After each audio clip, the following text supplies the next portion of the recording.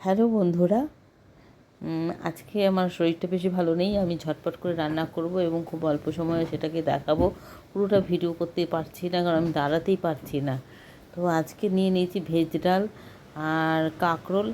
কাঁকরোলগুলো দেখতে পাচ্ছেন যে কড়া করে ভেজে নিয়েছি। কাটাকুটি আমি দেখালাম না, তার কারণ হচ্ছে এগুলো রোজেরই রান্না, কী আর দেখাবো বলুন। আমি তো কোনো স্পেশাল রান্না করিনি। আর আমি মানে এতটাই পা যন্ত্রণা কয়েকদিন ধরেই চলছে। তো আজকে আমার ভীষণই করছে যে আমি যখন ভয়েস দিচ্ছি বিকেলবেলা, তখনও আমার পায়ে ব্যথা কমেনি। এবার ওষুধপত্র খেতে চাইছি না, কিন্তু দেখছি এবার খেতেই হবে। আর যাই হোক, এই যে বাকি তেলটা রয়ে গেছে, বাকি তেলটার মধ্যে আমি ভেজ ডাল করব। মটর ডাল সেদ্ধ করে নিয়েছি, কেননা আমি একটু বেশি করে ডালটা করলাম। নিরামিষভাবে তুলে রেখে দেবো, কালকে করব। কালকে তো নিরামিষ খাবার, তো এই দেখে নিন। আর পরশু দিন ভোগ দেবো, সেটা আলাদা। আবার কালকে জন্মাষ্টমী। এই প্রথমে শুকনো লঙ্কা ফোড়ন দিতে হবে, আর তারপরে আমি দিয়ে দেবো এর মধ্যে কারি পাতা, আর দিয়ে দেবো আমার ভিডিওটা একটুখানি ওই জল পড়ে গেছিলো তো ফোনটার মধ্যে, মুছতে গিয়ে কীরকম একটা হয়ে গেল জানি। আচ্ছা যাই হোক, একটু সর্ষে, কালো সর্ষে, যেটাকে কালো সর্ষেই তো বলে, হ্যাঁ, কালো সর্ষে দিয়ে দিলাম। এবার এটা একটু হতে যতটুকু সময় লাগবে ততটুকু সময়, পর্যাপ্ত সময় দিয়ে আমি এর মধ্যে কেটে রাখা একেবারে কিউব করে, ছোট ছোট কিউব করেছি গাজর আর ক্যাপসিকাম দিয়ে দেবো। আপনারা যারা টমেটো খান তারা টমেটোও দিতে পারেন, তবে আমার মনে হয় আমি দুটোতেই দিলে পরে আপনাদের অনেকটাই, আমি তো প্রায় করি এই রান্নাটা, আর এই ডালটা আর কি। আর এই ডালটা যদি মসুর ডাল দিয়ে করতে চান তাহলে সেক্ষেত্রে পেঁয়াজ দেবেন, আর আর সেম একই একই ধরনের খাবারটা হবে।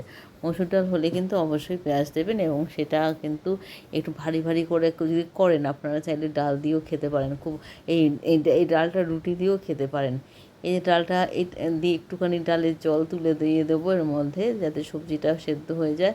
আমি সবজিটা ভাজার সময় যেহেতু নুন দিইনি, রঙটাও যাতে পরিবর্তন না হয় গাজর আর ক্যাপসিকামে, তো সেই জন্য এবার একটু ডাল দিয়ে দিলাম, কারণ ডালের মধ্যে নুন আর হলুদ দেওয়া ছিল, যাতে এটা সেদ্ধ হয়ে যায়।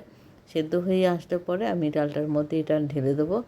দেখতে পাচ্ছেন কারি পাতা, সর্ষে সবই দেখা যাচ্ছে, গাজর ক্যাপসিকাম একটু সেদ্ধ হয়ে গেছে, কাজে একটু খুব ভালো করে একটু ফুটিয়ে নিতে হবে। আপনারা চাইলে কম আছে 10 মিনিট 15 মিনিট ফুটিয়ে নেবেন। এবার আমি নিয়ে নিলাম কড়াইতে সর্ষে তেল। সবার আগে ঘুম থেকে উঠে আমি আর মাছটা নুন হলুদ আর তেল, এই যে আমার বন্ধু মাছ হ্যালো করে দিচ্ছি আমি খুশিতে। আচ্ছা, দিয়ে দিলাম তেজপাতা ফোড়ন, আর মাছ 8 পিস মাছ, এইগুলোকে আমি একটু উল্টে পাল্টে ভেজে নেব। কড়া করে কিন্তু ভাজবো না। যদি এটাকে একটু কালচে কালচে দেখতে লাগে তাহলে এটা কিন্তু শুকনো লঙ্কার গুঁড়ো মেশানো আছে, সেটাই। আর তো কোনো মশলা যায় না, কারণ এটা মাখার সময় এটাকে জাস্ট উল্টে পাল্টে নিয়েই ওই বাটি ধোয়া জল যেটা, সেটা আমি একটু বেশি পরিমাণে দেবো, কারণ আমাদের প্রায় দিনই আর মাছ খাওয়া হয়। আর মাছ এতটা রিচ হয়ে যায় রান্নাটা, যেহেতু এর মধ্যে কোনো আলু বেগুন কোনো কিছুই পড়ে না, শুধু ঝোল লঙ্কার গুঁড়ো দিয়ে, কাজে বুঝতে পারছেন তেল।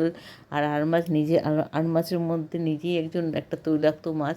যাই হোক, এই যে দিয়ে দিলাম একটু ঝোলটা। আমি যদি মাসে একবার বা খাই বা দুবার খাই, সেক্ষেত্রে হয়তো হাফ কাপ জল দিলে খুব সুন্দর একটা হবে, একদম কালারফুল হবে।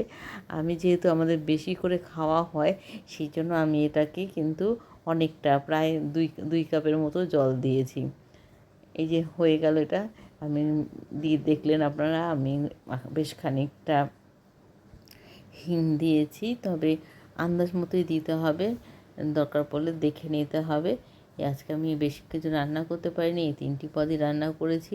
টিফিনের ব্যবস্থা অন্য কিছু হয়েছে। ঠিক আছে, টাটা বাই বাই, ভালো থাকবেন, সুস্থ থাকবেন। যা বৃষ্টি পড়ছে, আর কম বা বেশি চাই কিনুন, সকলের মন খারাপ, সেই ক্ষেত্রে কেনাকাটা কিন্তু করবেন, পুজোর কেনাকাটাটা কেন অনেকে নির্ভর করে আছে।